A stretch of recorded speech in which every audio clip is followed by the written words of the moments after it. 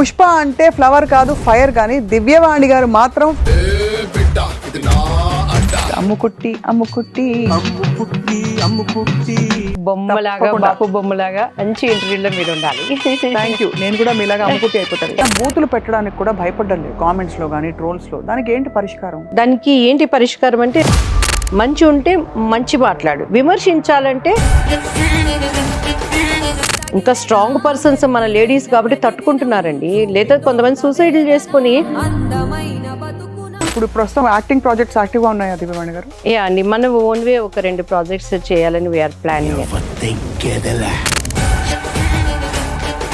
ఇప్పుడు ఎలా ఉంటుంది మీ రొటీన్? ఎన్ని గంటలు వేస్తారు మార్నింగ్? 5:30, 6కి లేస్తాను. కొంచెం యోగా కానీ నా ఎక్సర్సైజ్ రొటీన్ తీసుకుంటానండి. మీరు వీక్లీ వన్స్ ఆవదం పెట్టుకోండి తలకి. ఎంత ఇది మనకంటే కళ్ళల్లో నుంచి ఆ వేడి మొత్తం బయట వచ్చేస్తుంది. కూల్ డ్రింక్స్ తాగను నేను. కొబ్బరి నీళ్లు, మజ్జిగ అమ్మగారు అలవాటు చేసింది, ఇప్పటికీ అదే అలవాటు. ఏం కోరుకుంటారు మీరు లైఫ్ లో? ఒకసారి కాలు పెడితే అక్కడ ఫెయిల్ అవ్వకుండా సక్సెస్.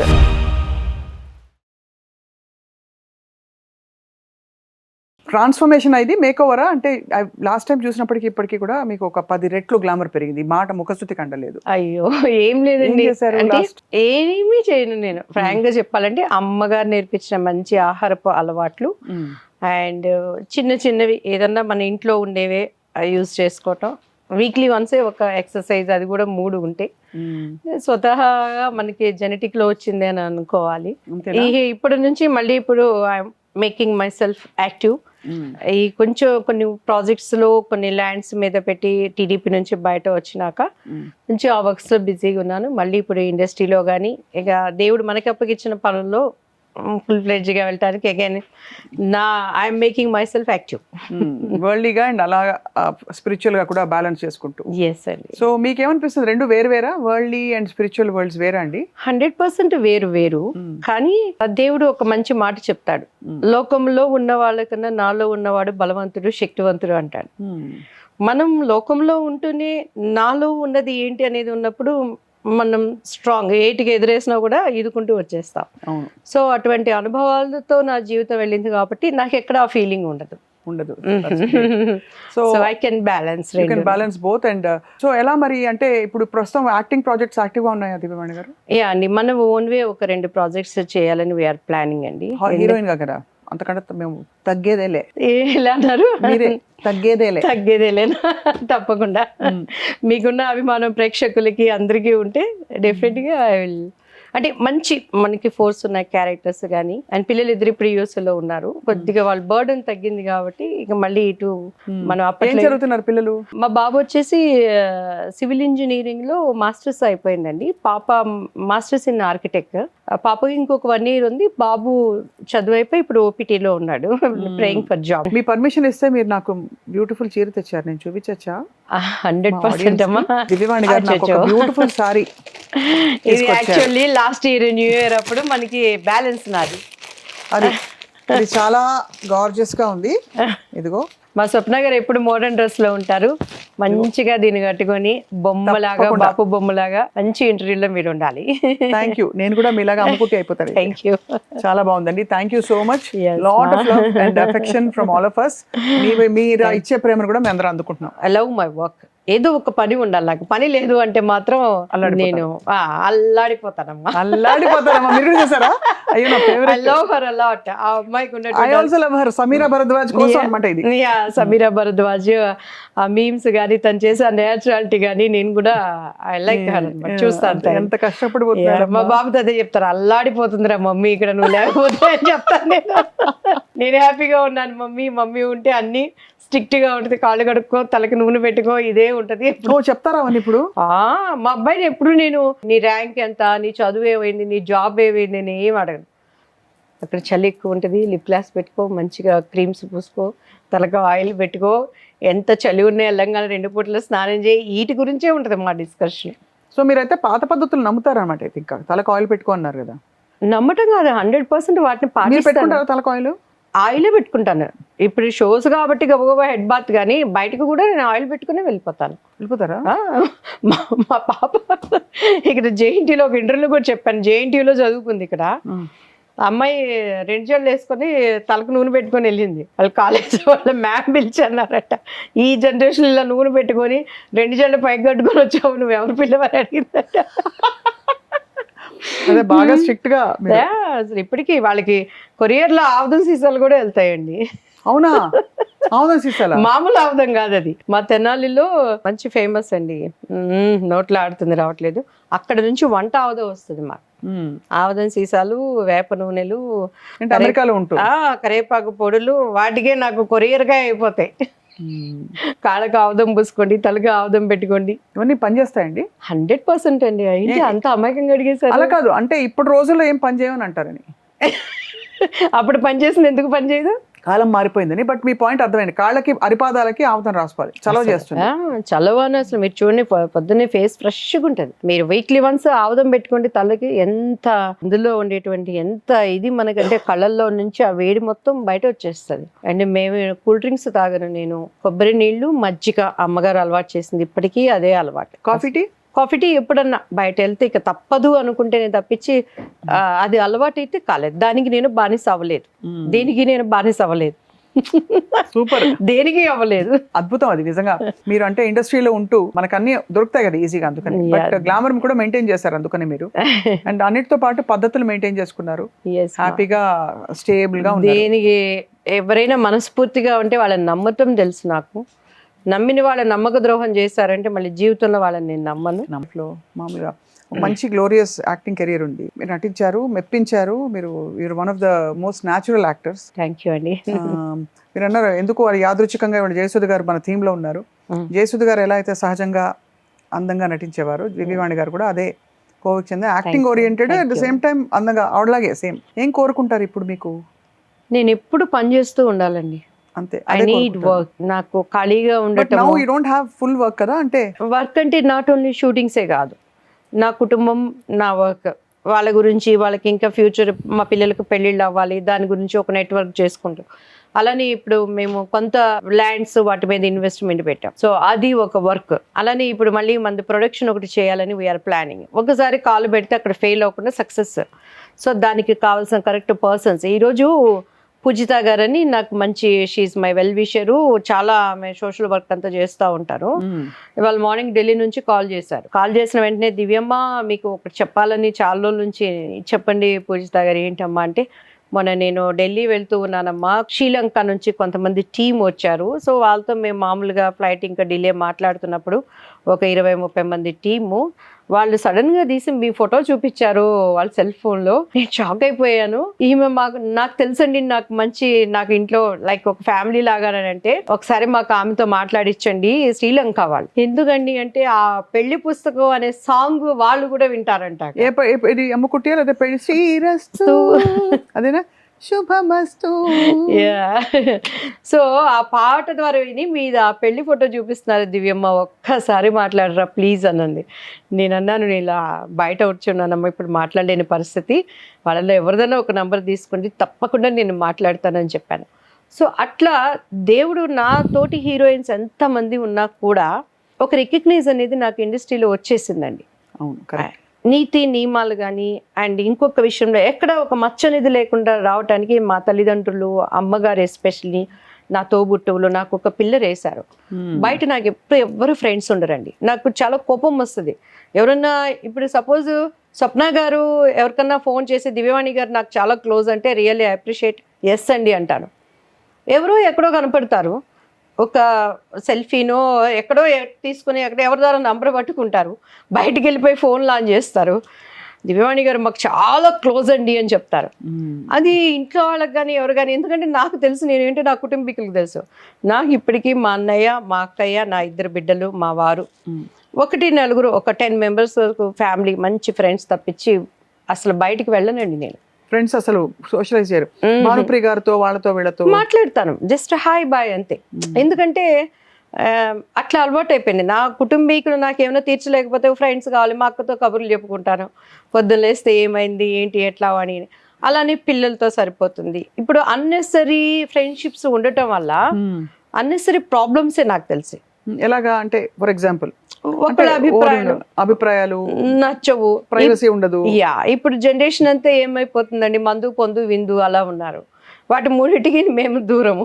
నేను ఎలా ఇమ్మడలేను, కానీ ఉన్నారు మంచి ఫ్రెండ్స్ ఉన్నారు. ఇప్పుడు మా టీడీపీలో షకీలా గారు కానీ అండ్ మంచి మంచి మనకి కష్టం అంటే నిలబడే ఫ్రెండ్స్ ఉన్నారు, వాళ్ళతోనే సరిపోతుంది. సో అందుకని ఎక్కువ నేను బయట కనెక్టివ్ నాకు లేదు. ఇండస్ట్రీ ఫ్రెండ్స్ అయితే అసలు లేదు. ఇండస్ట్రీ ఫ్రెండ్స్ ఉన్నారండి, అందరూ హాయ్ బాయ్ కానీ ఇంకా అంతకన్నా ఎవరితో ఎక్కువ కనెక్ట్ అవుతారు దివ్యవాణి గారు మీరు ఆ రోజుల్లో? ఐ థింక్ మీకు భారతి గారు మీకంటే సీనియర్ కదా పెద్ద ఆవిడ. ఆ రోజుల్లో మాకు అసలు ఫ్రెండ్స్ అనేది లేదండి, ఎందుకంటే సెల్ ఫోన్స్ లేవు. 14-15 ఏళ్ళకి నేను ఇండస్ట్రీకి వచ్చేసాను. ల్యాండ్ ఫోన్లే ఉండేవి. పొద్దున్న లేస్తే 4 గంటలకి బట్టలు బండ మీద వేసి ఉతికినట్టు ఎక్సర్సైజ్లు, షూటింగ్కి వెళ్ళిపోవటం. 8:30-9 అప్పట్లో డే అండ్ నైట్ వర్క్ చేసేవాళ్ళం. ఇప్పుడైనా కాల్ షీట్స్ 6 తర్వాత చేయరు అలాని. నిజంగా ఇప్పుడున్న వాళ్ళ అదృష్టవంతులు. ఓకే, అవును, కరెక్ట్. యా, వాళ్ళకి ఏంటండి అసలు వాళ్ళ ముక్కు మొహాలు తెలియవు, పేర్లు ఏంటో తెలియదు. ఒక చిన్న యాడ్ చేసి కోట్లు సంపాదించేస్తున్నారు. అవునవును, కట్ చేస్తే వాళ్ళకి వెనకాల 4 బౌన్సర్లు ఇలా 11 గంటలకి సెట్ లో రావటం. మేము అలా కాదు, 6:45కి షార్ట్ అంటే ఇప్పటికీ మాకు అదొక స్కూల్ లాగా భయభక్తులతో నుంచి మనం వచ్చాం. ఇంకెక్కడ బయట కనెక్టివ్ ఉంటుంది. పైగా చాలా భద్రంగా తీసుకొచ్చేవాళ్ళు మా అమ్మగారు. కెమెరా వెనకాల మేము ఉంటే కెమెరా ముందు నేను నుంచి ఉంటే కెమెరా వెనకాల మా అమ్మగారు ఉంటారు. షార్ట్ డే అండ్ నైట్ ఆమె కళ్ళన్నీ నా మీదనే. కాబట్టి మేము టైంకి నిద్రపోవటం. అండ్ ఎవరు కూడాను హీరోలతో మా అమ్మగారు అసలు మాట్లాడిచ్చేవాళ్ళుగా, మీరు చెక్ చేసుకోండి. వాళ్ళు ఏమైనా వచ్చి అంటే కొంచెం ఎక్కువ ఫ్రెండ్షిప్ సెట్ లో ఉన్నంత వరకు అంతే. అండ్ షార్ట్ అప్పుడు సీన్ లో ఉన్న జోక్సే, సీన్స్ జరిగేటప్పుడు ఏం జోక్స్ చేస్తే, ఇప్పుడు బాపు గారి అన్ని మూవీస్ చేశానండి. మనకి ఎంతసేపటికి వర్క్ మైండే ఉంటుంది, వర్క్ టు వర్కే, సీన్ టు సీన్ ఎక్కడ టైం ఉండేది. 2 o'clock 1కి లంచ్ బ్రేక్ అంటే అయిపోగానే మళ్ళీ 2 o'clock విత్ టచ్అప్ అన్నీ చేసుకుని రెడీగా ఉండేవాళ్ళం. సో ఈవినింగ్ అయిపోగానే మళ్ళీ నెక్స్ట్ సీన్స్ ఏంటి, డ్రెస్ ఏంటి, కాస్ట్యూమ్స్ ఏంటి, ఫేస్ గ్లామర్ ఉండాలి, టైంకి పడుకోవటం, ఇలా అయిపోయింది. సో యాక్చువల్లీ చూస్తే మీరు సంపాదించింది మీకు ఎంజాయ్ చేయడానికి కూడా టైం లేదు అస్సలు లేదు. అంటే వెళ్ళి షాపింగ్ చేసేద్దాము, ఇది కొనేసుకుందాం, అది అలా మీకోసం అయినా కొనుక్కున్నారా ఎప్పుడైనా? ఎప్పుడు లేదండి. అదే ఎప్పుడు ఈ డ్రెస్సులు ఎవరు కొంటారు? ఇప్పుడు ఇవి నేనే తీసుకుంటున్నాను. ఇప్పుడు కొంచెం తీరిక వచ్చింది, తీరిక కాదు, మా పిల్లలకి అన్ని కొనాలి కదా, ఇప్పుడు నేనే. అప్పుడంతా మా అక్కయ్య మా అమ్మగారే. అసలు నేనంటూ ఏమి, అక్క ఎక్కువ నాకు అసలు మేకప్ వేసేటప్పుడంతా ఆమె హెయిర్ స్టైల్స్ అన్ని దగ్గర తనే నుంచునేది. నైస్. అయితే మంచి ఇద్దరు సపోర్టివ్ చాలా అమ్మాయి. దానివల్ల బయట ఫ్రెండ్స్ లేరు, మా రిలేషన్స్ ఉన్నారు, మా హస్బెండ్ సైడ్ కానీ ఇటు మన సైడ్ కానీ. ఇక ఎక్కువ ఇప్పుడు పెద్దవాళ్ళు అయిపోయారు, మా జనరేషన్ వాళ్ళంతా పెదనాన్న పిల్లలు అందరూ ఎక్కడెక్కడ సెటిల్ అయిపోయారు. మేము పరిస్థితులను బట్టి నేను ఇక్కడ ఉండటము, విజయవాడ, చెన్నై, వాళ్ళ చదువుల గురించి ఉండటము, ఇక డివోషనల్గా ఇటు కనెక్ట్ అయిపోయినాక అంత టైం లేకుండా అయిపోయింది. ఎంత వైవిధ్యభరితమైన జీవితం ఇది. అంటే అక్కడి నుంచి సరే అలా టైం లేకుండా ఇప్పుడు, కానీ మీతో కంటెంపరీస్ ఎవరని నేను ఇందాక నుంచి అడుగుతున్నది అది. మీతో పాటు మీరు మీ హయాంలో మీ కో యాక్టర్స్ ఎవరు, ఫీమేల్ యాక్టర్స్? కో యాక్టర్స్ అంటే యమున గారు. యమున మా ఇంటి పక్కనే ఉండేది, తను నాకు మంచి ఫ్రెండ్. తను కూడా స్పిరిచువల్ గా చాలా డీప్ గా అవును మెడిటేషన్ బెంగళూరులో సెటిల్. ఆమని అంటే ఎక్కువ ఫ్రెండ్షిప్స్ నాకు ఎవ్వరు లేరు. వాళ్ళతో సినిమాలు వెళ్ళటం కానీ, బయటికి వెళ్ళటం కానీ, షాపింగ్స్ అని కానీ అసలు మా ఇంట్లో వదిలిపెట్టే వాళ్ళకి కాదు ముందు. సో అట్లా ఆ వర్క్ లో ఉన్నంత వరకే హాయ్ బాయ్.